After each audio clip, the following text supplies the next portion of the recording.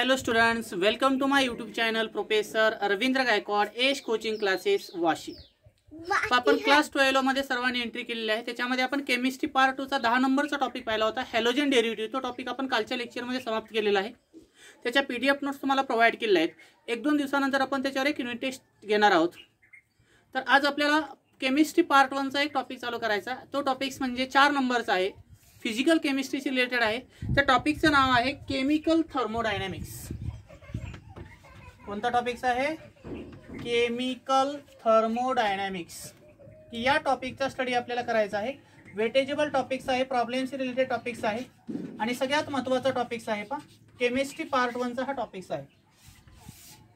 कशाचा? Chemistry part 1 चा 4 नंबरचा टॉपिक्स आहे केमिकल थर्मोडायनॅमिक्स. आता केमिकल थर्मोडायनॅमिक्स मध्ये आपण एनर्जी आणि एनर्जी ट्रान्सफॉर्मेशनचा किंवा डिफरंट फॉर्म्स ऑफ जे एनर्जी असतात त्याचा स्टडी करत असतो. मग वेगळ्या प्रकारच्या एनर्जी असतील किंवा त्याची ट्रान्सफॉर्मेशन कशा प्रकारे घडून येतात तर त्याचा मेनली करून स्टडी आपण या केमिकल थर्मोडायनॅमिक्स मध्ये करत असतो. आपण 8वी 9वी पासून एक डेफिनेशन ऐकत आलेलं आहे, what is means by energy. की एनर्जी कशाला म्हणायचं, ऊर्जा. ते आपण 8वी 9वी पासून याची डेफिनेशन ऐकत आलेलं आहे. What is means by energy. Energy means the capacity to do work are called as energy. काम करण्याची जी क्षमता असते त्याला आपण जनरली काय म्हणतो? एनर्जी म्हणतो. Means capacity to do works are called as the energy. की कुठल्याही सिस्टीमकडे काम करण्याची जी क्षमता असेल त्याला आपण काय म्हणत असतो? एनर्जी म्हणत असतो. ह्या एनर्जीचे वेगळ्या प्रकारचे फॉर्म्स आहेत. त्याला आपण डिफरंट फॉर्म्स ऑफ एनर्जी म्हणू शकतो. काय म्हणू शकतो आपण त्याला? Different forms of energy. की एनर्जीचे वेगळ्या प्रकारचे फॉर्म्स आहेत किंवा त्याला आपण टाइप्स ऑफ एनर्जी देखील म्हटलं तरी चालेल. कोणकोणत्या प्रकारची एनर्जी असू शकतात? एक असते तुमच्याकडे कायनेटिक एनर्जी असेल, दुसरी असते तुमच्याकडे पोटेन्शियल एनर्जी असते, तिसरी एनर्जी असते तुमच्याकडे इलेक्ट्रिकल एनर्जी असते. कोणती एनर्जी असते? इलेक्ट्रिकल एनर्जी असेल. त्यानंतर चौथी एनर्जी असते तुमच्या मेकॅनिकल एनर्जी असते. त्यानंतर 5वी एनर्जी असते तुमच्याकडे केमिकल एनर्जी असते.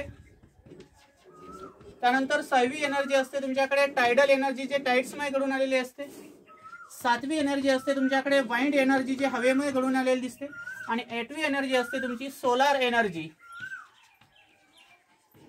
तर अशा वेगळ्या प्रकारचे एनर्जीचे डिफरंट फॉर्म असतात. आणि सगळ्यात महत्त्वाची एनर्जी जर म्हटलं तर तुमची असते ती हीट एनर्जी. कोणती एनर्जी असते? हीट एनर्जी असते.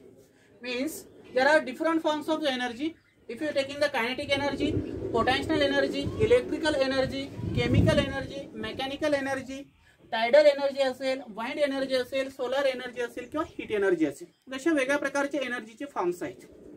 मग आता याच्यामध्ये जर आपण पाहिलं, if you taking the example, समजा तुमच्याकडे एनर्जीचे एका फॉर्म पासून दुसऱ्या फॉर्म मध्ये कशा प्रकारे कन्वर्जन होतं पहा, ते सांगतो तुम्हाला. समजा आपण डॅमचं उदाहरण घेतलं. तुमच्याकडे एक डॅम आहे. समजा अशा प्रकारचा डॅम्स आहे आणि त्या डॅम्स मध्ये पाणी स्टोअर केलेलं आहे. काय याच्यामध्ये? वॉटर स्टोअर केलेलं आहे.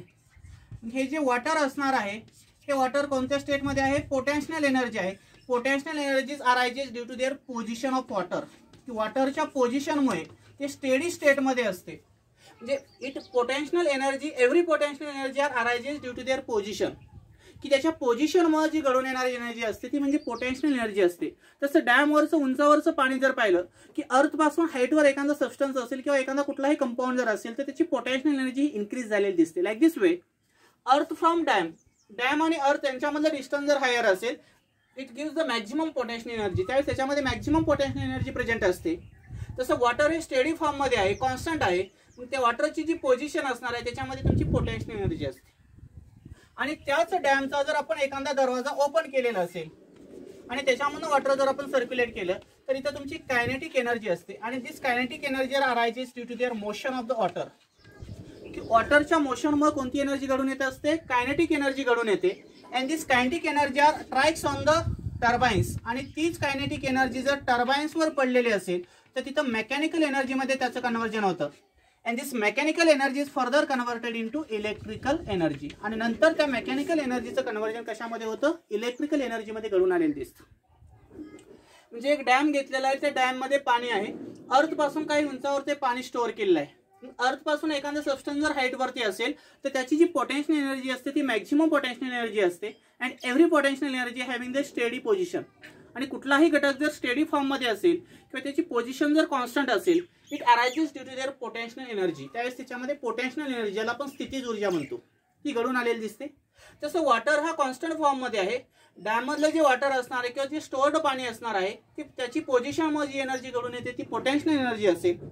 आणि त्याच डॅमचा जर आपण एखादा दरवाजा ओपन केला तर त्याच्यामधनं वॉटरची मोशन तुम्हाला पाहायला भेटते आणि वॉटरच्या मोशन मग घडून येणारी जी एनर्जी असेल ती एनर्जी म्हणजे काय असते, कायनेटिक एनर्जी असते.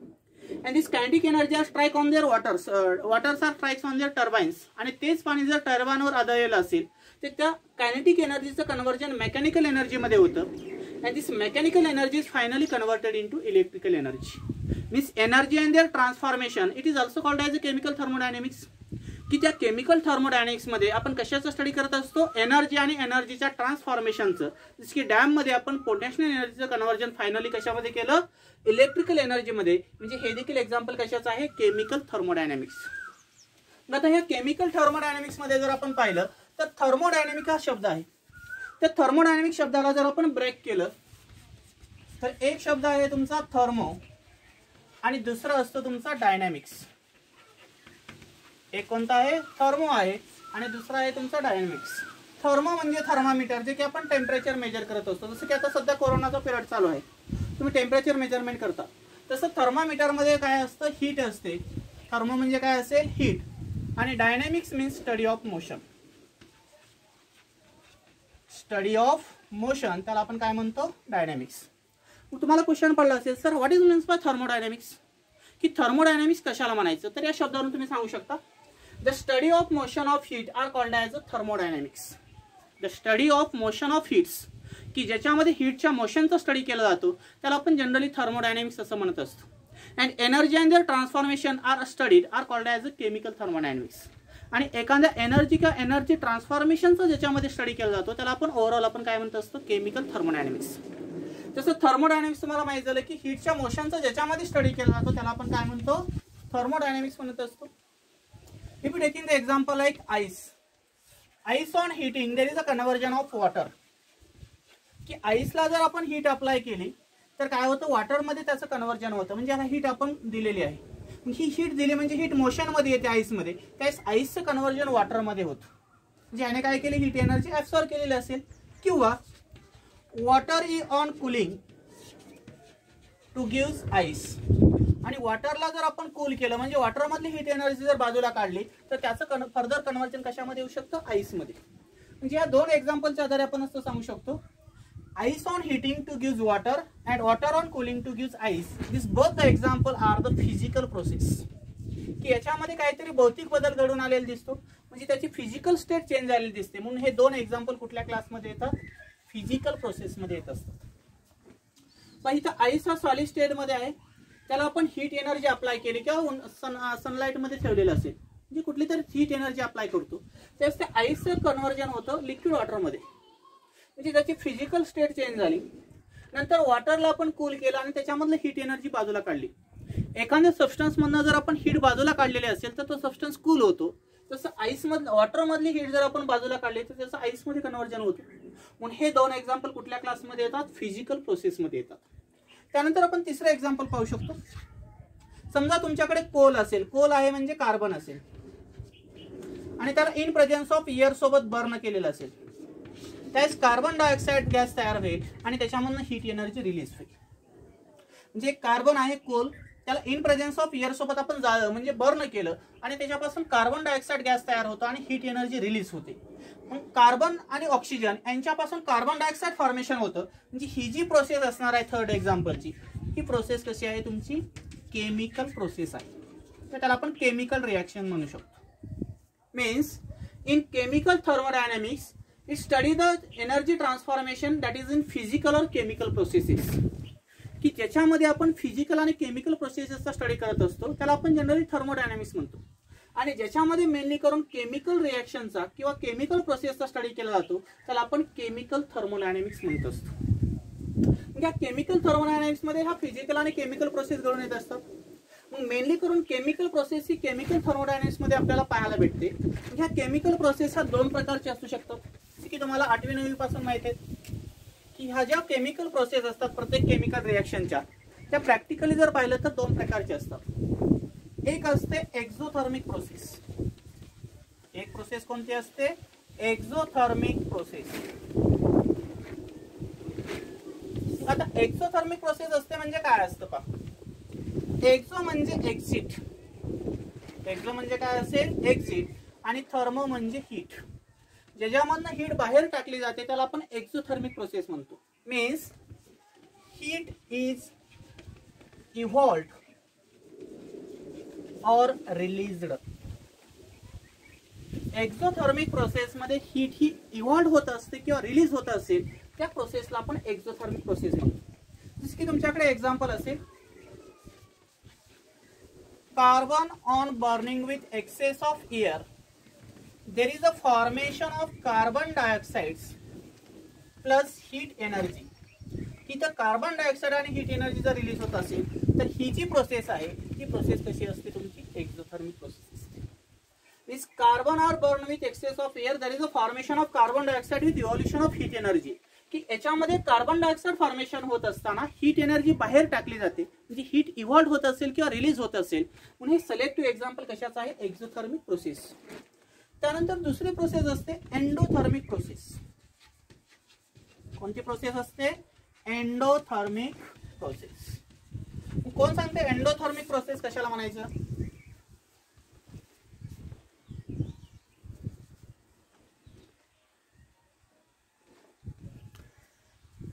एंडोथर्मिक प्रोसेस आहे. एंडो म्हणजे इन आणि थर्मो म्हणजे हीट. हीट आतमध्ये घेतली जाते, म्हणजे काय अर्थ होईल याचा? Heat is absorbed. Heat is absorbed means in endothermic process heat energy are absorb.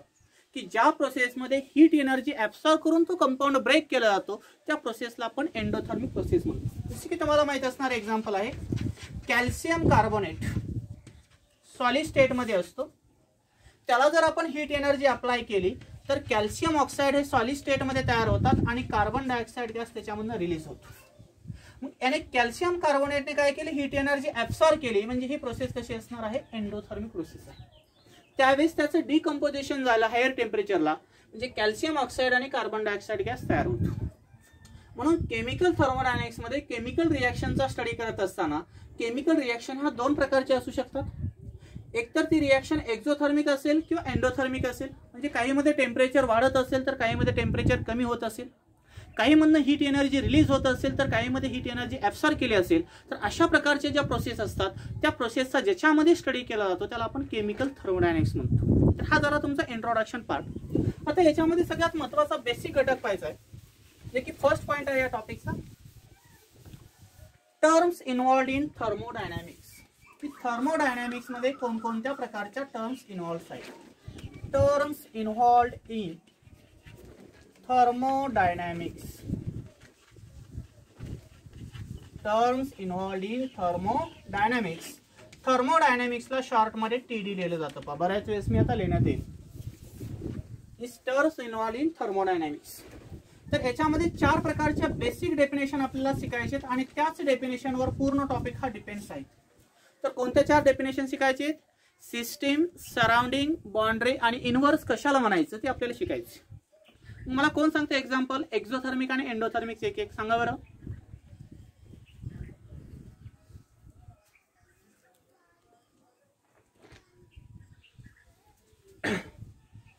नाही सांगता येत कुणाला? Terms involved in thermodynamic system. तर याच्यामध्ये सिस्टीम कशाला म्हणायचे पाहिजे आपल्याला. पहा what is means bye system? A part of inverse which is under thermodynamic study are called as system. काय सांगितली डेफिनेशन सिस्टीमची? अ part of inverse which is under thermodynamic study. की इनवर्स हा असा एक पार्ट आहे की ज्याच्या अंडर आपण थर्मोडायनेमिक स्टडी करणार आहोत, त्या पार्टला आपण काय म्हणत असतो? सिस्टीम म्हणत असतो. कन्सिडर करा तुमच्याकडे एक सिलेंडर आहे आणि त्या सिलेंडरमध्ये तुम्ही एक पिस्टन ठेवलेला आहे आणि त्याच्यामध्ये गॅस फिलअप केलेला आहे. हा तुमचा गॅस असेल, हा तुमचा पिस्टन असेल, मुव्हेबल पिस्टन म्हणून आपण, वेटलेस अँड मुव्हेबल पिस्टन, आणि हा तुमचा सिलेंडर असेल. मग या सिलेंडरमध्ये जो गॅस स्टोअर केलेला आहे की हा इन्व्हर्स मधला एक गॅस, हा एक पार्ट आहे आणि ह्या गॅसचा आपल्याला थर्मोडायनेमिक स्टडी करायचा आहे. म्हणजे सिलेंडरमध्ये प्रेझेंट असणारा जो गॅस आहे तो म्हणजे आपला सिस्टीम झाला. Means a part of universe which is under thermodynamic study, की ह्या गॅसवरती आपल्याला स्टडी करायचं आहे की गॅसचं एक्सपान्शन होणार आहे का कॉम्प्रेशन होणार आहे.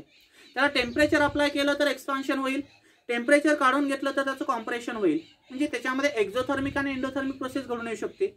म्हणून सिलेंडरमध्ये स्टोअर केलेला जो गॅस असेल तो म्हणजे काय आहे, तुमचा सिस्टीम आहे. म्हणून एकदम सोपी डेफिनेशन आहे पहा, a part of universe which is under thermodynamic study are called as system. मग सेकंड डेफिनेशन महत्वाचे आहे, what is means by surrounding, की सराउंडिंग कशाला म्हणायचं. What is means by surrounding, पहा, a part of inverse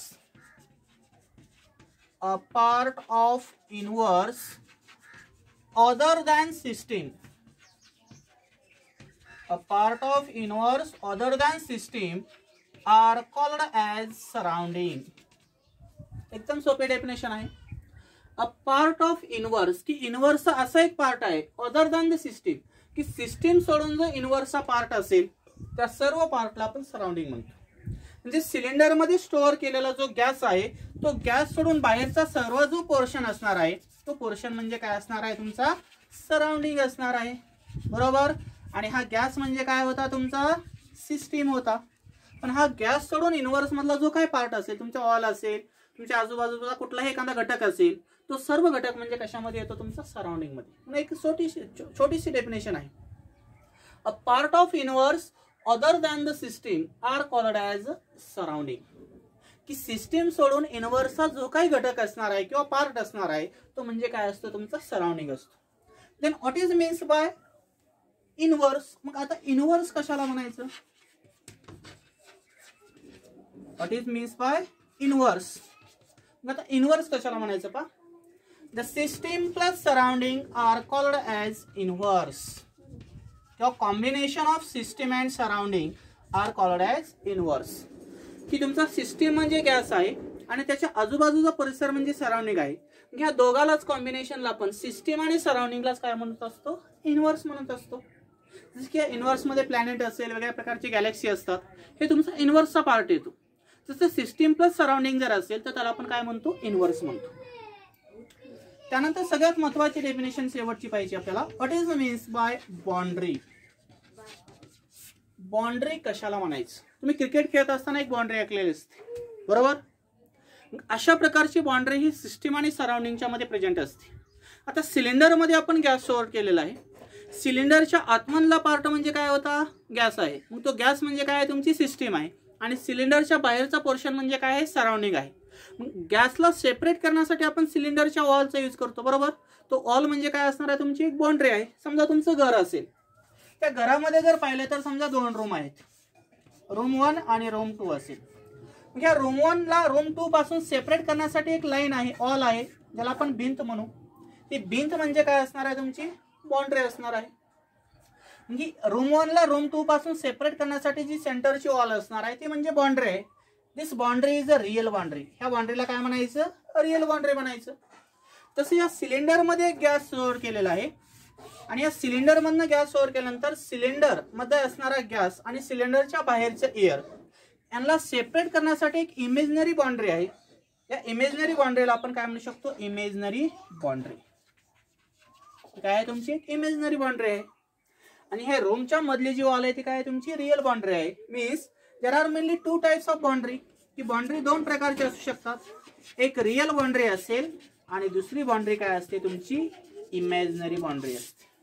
जसं की तुम्ही एखाद्या घरामध्ये बसलेला आहात, घराच्या आजूबाजूचा परिसर आहे आणि तुम्ही एक स्टँडिंग मध्ये आहेत, त्या रूम मध्ये तुम्ही बसलेला, तुम्ही म्हणजे सिस्टीम असेल आणि रूमच्या बाहेरचा जो पोर्शन असेल ते म्हणजे काय असेल, सराउंडिंग. त्या दोघाला सेपरेट करण्यासाठी सेंटरचा जो वॉल असणार ती तुमची झाली रिअल बाउंड्री. पण तुमच्या दोघांच्या मध्ये एअर देखील प्रेझेंट आहे, तुम्हाला दिसते का ती? नाही, त्याला म्हणायचं इमेजनरी बाउंड्री. काय म्हणायचं त्याला? Imaginary boundary. मग त्याची डेफिनेशन करायची पहा. The surface which separate system from surrounding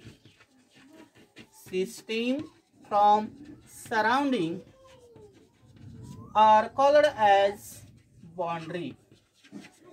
की असा एक सरफेस आहे की जो सराउंडिंग पासून सिस्टीमला सेपरेट करतो, त्याला आपण बाउंड्री म्हणत असतो. जसं की 2 रूमच्या मधला जो वॉल असणार आहे तो रूम 1 ला रूम 2 पासून सेपरेट करतो, म्हणजे ही एक बाउंड्री झाली. त्या सिलेंडर मध्ये गॅस आहे, म्हणजे सिलेंडरचा वॉल हा गॅसला आणि सराउंडिंग मधल्या एअरला सेपरेट करतो, म्हणजे सिलेंडरचा वॉल म्हणजे काय झाली? तुमची बाउंड्री झाली. म्हणजे काय डेफिनेशन सांगितली मी? The surface which separate system from surrounding. की सराउंडिंग पासून एखाद्या सिस्टीमला सेपरेट करण्यासाठी जो सरफेस असतो त्या सरफेसला आपण बाउंड्री म्हणतो. आणि ही बाउंड्री 2 प्रकारची असते. एक रिअल बाउंड्री असते आणि दुसरी इमेजनरी बाउंड्री असते. तुम्ही याचा स्क्रीनशॉट काढून घेऊ शकता.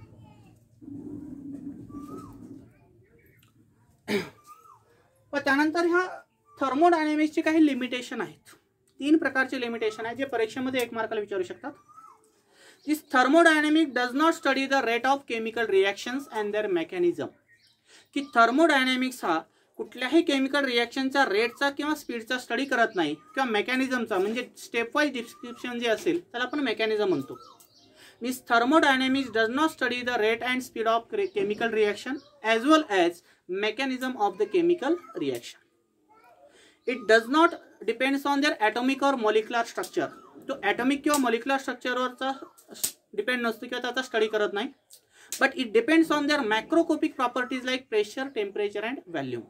की तुमच्या ज्या मॅक्रोस्कोपिक प्रॉपर्टीज असतात, जसं की प्रेशर असेल, व्हॅल्यूम असेल, टेम्परेचर असेल, याचा स्टडी करतो कोण? थर्मोडायनॅमिक्स. पण रेट ऑफ रिएक्शन असेल, मेकॅनिझम ऑफ द रिएक्शन असेल किंवा ॲटॉमिक स्ट्रक्चर असेल मॉलिक्युलर लेवलचं, त्याचा थर्मोडायनॅमिक्स स्टडी करत नाहीत. तर हे झाले थर्मोडायनॅमिक्सची लिमिटेशन.